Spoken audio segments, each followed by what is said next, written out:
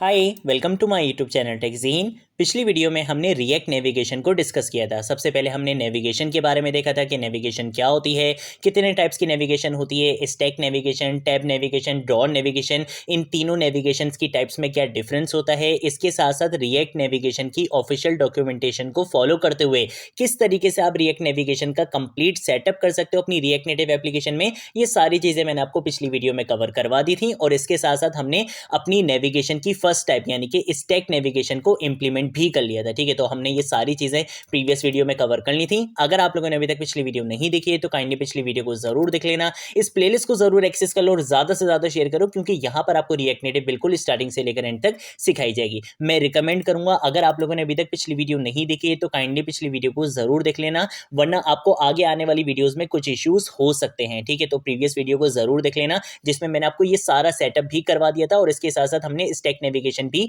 Perform कर ली थी। अब इस वीडियो में हम देखेंगे कि भाई ठीक है, हम बटन पे यहाँ पे क्या कर रहे थे, प्रेस कर रहे थे तो हम यहाँ पे दूसरी स्क्रीन पर नेविगेट हो रहे थे। ठीक है, ये चीज तो हमने देख ली थी। लेकिन अगर एक स्क्रीन से दूसरी स्क्रीन पे मुझे अपने डेटा को पास करना हो, जो कि हम बहुत केसेस में देखते ही हैं, और इस वीडियो में भी मैं आपको एक बहुत अच्छी प्रैक्टिकल एग्जांपल के साथ ये चीज करके दिखाऊंगा कि अगर आपने एक स्क्रीन से दूसरी स्क्रीन में अपने डेटा को सेंड करना है और वहां पे उस डेटा को क्या करना है, रिट्रीव करके एक्सेस करके डिस्प्ले करवाना है अपनी स्क्रीन पे, तो ये काम आप कैसे कर सकते हो रिएक्ट नेविगेशन में स्टैक नेविगेटर का यूज करते हुए। ठीक है, तो ये सारी चीजें आज हम इस वीडियो में कवर करने वाले हैं। सबसे पहले तो क्या करूंगा, एक न्यू स्क्रीन बनाऊंगा। ठीक है, तो मैं यहां पर आऊंगा, यहां पर आकर क्या करूंगा, login.jsx के नाम से यहां पे एक स्क्रीन बना लूंगा। इसके लिए सिंपल क्या करना है, यहां पे आके RNFE लिखूंगा, जिससे क्या होगा, react native arrow functional base component बना दिया जाएगा एक्सपोर्ट की स्टेटमेंट के साथ। यहां पे आके हम क्या कर लेंगे, जल्दी से ये सेमीकोलन लगाएंगे, तो इसको हम यहाँ पे सेमीकोलन लगा लेंगे, यहाँ पे सेमीकोलन, यहाँ पे सेमीकोलन, और इसकी ES लिंट को हम यहाँ पे क्या कर देंगे, डिसेबल कर देंगे। ठीक है,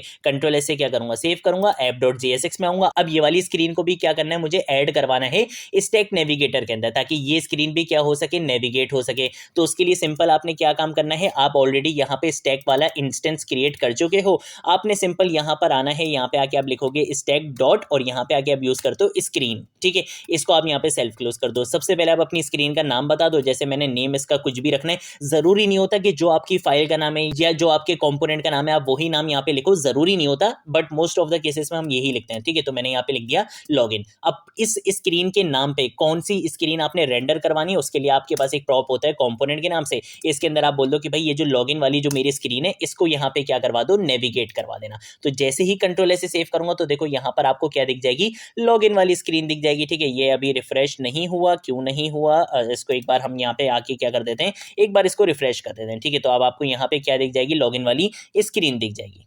तो देखो यहाँ पे मेरे पास क्या आ चुकी है, लॉगिन वाली स्क्रीन आ चुकी है। अब मैं सिंपल करूंगा क्या, मैं यहाँ पर आऊंगा, यहाँ पर आने के बाद सबसे पहले तो मैं क्या करूंगा, हम यहाँ पर आकर एक टेक्स्ट इनपुट ले लेते हैं। ठीक है, तो मैं यहाँ पे आऊंगा, यहाँ पे आके एक टेक्स्ट इनपुट ले लूंगा, और इसके अंदर हम यहाँ पे क्या करेंगे, एक प्लेस होल्डर बना लेंगे, और प्लेस होल्डर के अंदर लेट सपोज मैं यहाँ पे लिख दूंगा एंटर यूजर नेम। ठीक है, इस तरीके से हम यहाँ पे लिख लेंगे। इसके साथ साथ क्या करूंगा, एक बटन भी बना लूंगा। तो यहाँ पर अगर हम बटन कॉम्पोनेंट का यूज करेंगे, और इस बटन कॉम्पोनेंट के अंदर हमें यहाँ पे यूज करना है टाइटल की प्रॉपर्टी, और इस टाइटल के अंदर हम यहाँ पे लेट सपोज नाम रख देंगे लॉगिन का, कि ये क्या आपका लॉगिन का बटन है। जब मैं इस बटन पे प्रेस करूं तो मैं कहां पे नेविगेट हो जाऊं, अबाउट वाली स्क्रीन पे लेट सपोज नेविगेट हो जाऊं। ठीक है, तो उसके लिए आपने सिंपल क्या करना है, यहाँ पे आके आप क्या यूज करोगे, ऑन प्रेस का इवन लिसनर यूज करोगे। हम इसको नेक्स्ट लाइन में कर लेते हैं। ठीक है, नहीं भी करोगे तो कोई मसला नहीं है, लेकिन नेक्स्ट लाइन में कर लेते हैं। यहाँ पे आके मैं क्या करूंगा, एक एरो फंक्शन कॉल करवाऊंगा, और ये चीज हमने प्रीवियस वीडियो में भी डिस्कस करी थी कि जब भी आप नेविगेशन परफॉर्म करते हो तो आपकी जितनी भी स्क्रीन होती हैं सब में एक प्रॉप पास करवा दिया जाता है, और वो उस प्रॉप का क्या नाम होता है, नेविगेशन होता है। ठीक है, तो आपने यहाँ पे क्या करा, इस प्रॉप को डिस्ट्रक्ट कर लिया। आप नेविगेशन को क्या करो, कॉपी करो, यहाँ पर आओ, पेस्ट करो। इस नेविगेशन के अंदर एक मेथड होता है, किस नाम से, नेविगेट के नाम से। ठीक है, तो आप यहाँ पे आके यूज करोगे नेविगेट, और किस स्क्रीन पे नेविगेट करना है, इस बटन के प्रेस होने पे आप उस स्क्रीन का नाम बता दो। जैसे अबाउट वाली स्क्रीन का नाम मैंने क्या रखा था, अबाउट ही रखा था, तो यही नाम कॉपी करो, यहाँ पर आओ, यहाँ पे लाके इस नाम को पेस्ट कर दो। अब मैं सिंपल क्या करूंगा, जैसे ही कंट्रोल ऐसे सेव करूंगा, यहाँ पे देखो एंटर यूजर नेम, यहाँ पे एक इनपुट फील्ड आ चुकी है और लॉगिन का बटन आ चुका है। जैसे ही मैं इस बटन पे प्रेस करूंगा तो मैं कहां पर आ जाऊंगा, अबाउट वाली स्क्रीन पे आ जाऊंगा। मैं वापस बैक कर देता हूं, लॉगिन पर आ गया। अब करना क्या है, मैं चाहता हूं कि मैं यहां से किसी भी डेटा को सेंड करूं जो यहां पर क्या हो, शो हो। तो उसके लिए सिंपल क्या काम करेंगे, हम यहाँ पर आएंगे। पहले मैं आपको सिंपल एक डेटा पास करवा के दिखा देता हूँ। जैसे लेट सपोज हम यहाँ पर आते हैं और यहाँ पर आने के बाद आपने अगर कोई भी डेटा सेंड करना होगा, आपने यहाँ पर आना है, इस स्क्रीन के नाम के बाद कॉमा लगा के आपने यहाँ पे कर्ली ब्रेसेस लगाने, और यहाँ पर आप अपने डेटा को ऑब्जेक्ट की फॉर्म में पास करवा सकते हो। ऑब्जेक्ट की फॉर्म का मतलब की वैल्यू पेयर में। जैसे यहाँ पर अगर मैं लिख देता हूँ यूजर नेम को क्या करना है, पास करवाना है, ठीक है। और यहाँ पर अगर जैसे मैंने यूजर नेम लिख दिया, फरजीन लिख दिया, ठीक है, और इसको हम यहाँ पे सिंगल कोटेशन में कर लेते हैं, ठीक है। हमने यहाँ पे इसको फरजीन कर दिया, ठीक है। अब हम इसको क्या करेंगे, यहाँ पर आकर कंट्रोल एस से सेव कर लूंगा। अब जैसे ही मैं क्या करूंगा, बटन पे प्रेस करूंगा तो मैं नेविगेट तो हो जाऊंगा अबाउट की स्क्रीन पे, लेकिन इसके साथ साथ ये वाला जो डेटा है जिसका नाम मैंने क्या रखा है, यूजर नेम, यूजर नेम के अंदर हम क्या वैल्यू पास करवा रहे हैं, फरजीन, ये डेटा यहाँ पे पास करवा दिया जाएगा। लेकिन अब इसको गेट कैसे करना है, जब भी आपको किसी भी दूसरी स्क्रीन से डेटा मिल रहा होता है और आपने उसको एक स्क्रीन के अंदर गेट करना होता है, तो आप यहाँ पर आकर लिख देते हो सिंपल क्या, प्रॉप्स, कि भाई इसके अंदर क्या आने वाले, प्रॉप्स आने वाले। अब अगर मैं यहाँ पर आता हूँ, यहाँ पर आकर मैं अभी सिंपल करवाता हूँ console.log और मैं यहाँ पर आकर लिखता हूँ प्रॉप्स, तो अब आप देखना कंसोल के अंदर आपको कितने सारे प्रॉप्स मिलेंगे, ठीक है। मतलब प्रॉप्स के अंदर आप देखना कितने सारे ऑब्जेक्ट्स मिलने वाले हैं, कितनी सारी चीजें मिलने वाली हैं। जैसे ही मैं क्या करूंगा, लॉगिन के बटन पे प्रेस करूंगा तो देखो कितनी सारी चीजें आ गई, देख रहे हो, ये सारी चीजें क्या है, प्रॉप्स के अंदर हैं। लेकिन भाई मुझे तो ये नहीं चाहिए, मुझे क्या चाहिए, सिर्फ वो वाली वैल्यू चाहिए जो यहाँ पे डेटा मैंने पास करवाया। अब वो कैसे मिलेगा, जरा हम यहाँ पे ढूंढना शुरू करते हैं। नहीं भाई यहाँ तो कहीं भी नहीं है, यहाँ भी नहीं है, यहाँ भी नहीं है, यहाँ भी नहीं है। जैसे ही आप नीचे आओगे तो यहाँ पर आपको दिखेगा एक राउट के नाम से ऑब्जेक्ट, ठीक है। ये राउट के नाम से ऑब्जेक्ट देख रहे हो, इसके अंदर भी आपको मल्टीपल ऑब्जेक्ट्स मिलेंगे, लेकिन एक और ऑब्जेक्ट मिलेगा आपको पैरम्स के नाम से। तो इस राउट के ऑब्जेक्ट के अंदर एक और ऑब्जेक्ट मिलेगा पैरम्स के नाम से, और इस पैरम्स वाले ऑब्जेक्ट के अंदर आपको आपका यहाँ पे डेटा मिल रहा है। इसका मतलब है अगर मुझे अपने इस डेटा को एक्सेस करना पड़ेगा तो हमेशा मुझे यहाँ पर क्या लिखना पड़ेगा, मैं सिंपल यहाँ पर आऊंगा। जैसे ही मैं यहाँ पर आकर लिखता हूँ props डॉट राउट लिखता हूँ, जैसे ही कंट्रोल ऐसे सेव करूंगा तो अब देखो यहाँ पे मुझे ये मिल रहा है, ठीक है। राउट के अंदर क्या मिल रहा है, यहाँ पे मुझे ये ऑब्जेक्ट मिल रहा है। इस ऑब्जेक्ट के अंदर भी क्या है, पैरम्स के नाम से एक ऑब्जेक्ट है जिसके अंदर आपका डेटा आपको यहाँ पे मिलेगा। तो अब अगर मैं यहाँ पे राउट के बाद यहाँ पे क्या लिख देता हूँ, पैरम्स लिख देता हूँ, कंट्रोल ऐसे सेव करूंगा तो देखो यहाँ पे मुझे ये वाला ऑब्जेक्ट मिल चुका है जिसके अंदर मेरा क्या आ रहा है, डेटा आ रहा है। अब मुझे क्या करना है, इसको डीस्ट्रक्ट करवाना है। भाई जरूरी तो नहीं है यहाँ पे सिर्फ एक यूजर नेम आ रहा हो सकता है और भी बहुत सारी चीजें आ रही हो, तो उसको मैंने कैसे डीस्ट्रक्ट करवाना है, मैं इसको यहाँ पे क्या करूंगा, कंट्रोल स्लैश से कमेंट कर दूंगा। मैं यहाँ पर आऊंगा, कॉन्स का कीवर्ड लिखूंगा, ऑब्जेक्ट डीस्ट्रक्चरिंग का कॉन्सेप्ट यूज करूंगा, इक्वल टू ऑब्जेक्ट क्या है मेरा, मैं यहाँ पे आके लिखूंगा props डॉट राउट डॉट पैरम्स, कि भाई इसके अंदर आपको क्या मिलेगा, एक ऑब्जेक्ट मिलेगा, उस ऑब्जेक्ट के अंदर आपको वो सारा डेटा मिलेगा जो भी इस स्क्रीन से यहाँ पर पास करवाया जा रहा होगा, ठीक है। तो यहाँ पर अगर मैं बोलूंगा कि भाई अभी किस नाम से मैंने डेटा यहाँ पे पास करवाया था, यूजर नेम के नाम से, तो मैं यहाँ पर आऊंगा और यहाँ पर आकर मैं बोलूंगा कि भाई यूजर नेम को क्या करो, इस ऑब्जेक्ट से निकाल लो, तो यूजर नेम यहाँ से निकाल लिया जाएगा। अब मैं यहाँ पर आऊंगा, यहाँ पे आके कर्ली ब्रेसेस यूज करूंगा और इस कर्ली ब्रेसेस के अंदर बोल दूंगा कि भाई जो भी यूजर नेम के अंदर वैल्यू आएगी वो यहाँ पे क्या करो, डिस्प्ले करवा दो। जैसे ही कंट्रोल ऐसे सेव करूंगा तो देखो यहाँ पे क्या लिखा हुआ आ चुका है, फरजीन लिखा हुआ आ चुका है, क्योंकि मैंने क्या करा था, यहाँ से जो डेटा सेंड करा था यूजर नेम के अंदर वो वैल्यू क्या थी, फरजीन थी, जब भी आपको यहाँ पे क्या मिल चुका है, फरजीन मिल चुका है। तो इस तरीके से आप क्या कर सकते हो, अपने डेटा को गेट कर सकते हो। अगर मल्टीपल डेटा हो उसको कैसे गेट करेंगे, सिंपल यहाँ पर आओ, कॉमा लगाओ, यहाँ पे आके लेट सपोज मैंने लिख दिया एज, ठीक है, और एज की वैल्यू मैंने यहाँ पे लिख दी 22। अब इस एज को भी क्या करना है, गेट करना है। अभी सेव करूंगा, यहाँ पे शो नहीं होगा, क्यों नहीं होगा, क्योंकि अब हमें पता है कि हमारे यहाँ पे ऑब्जेक्ट के अंदर कितनी वैल्यूज आ रही होंगी, दो आ रही होंगी, एक तो यूजर नेम के नाम से आ रही थी और एक एज के नाम से आ रही थी। तो मैंने यहाँ पे एज लिखा, यहाँ पे आके दोबारा क्या करूंगा, JSX की ब्रैकेट यूज करूंगा, यहाँ पे आके लिख दूंगा एज। जैसे ही कंट्रोल से सेव करूंगा तो यहाँ पे भी आपको क्या मिल जाएगा, एज की वैल्यू भी मिल जाएगी, ठीक है। ये अभी शो नहीं हुई, क्यों नहीं हुई, इसको एक बार जरा रिफ्रेश कर लेते हैं। कभी कभी इस तरीके की पंगेबाजियां करता है, कोई मसले वाली बात नहीं है। इसको हम यहाँ पे रिफ्रेश करेंगे और जैसे ही यहाँ पे रिफ्रेश होगा हम इसको यहाँ पे लॉगिन पे प्रेस करेंगे तो देखो ये डेटा यहाँ पे आ चुका है, ठीक है। तो इस तरीके से आप क्या कर सकते हो, डेटा पास करवा सकते हो बिटवीन स्क्रीन, ठीक है।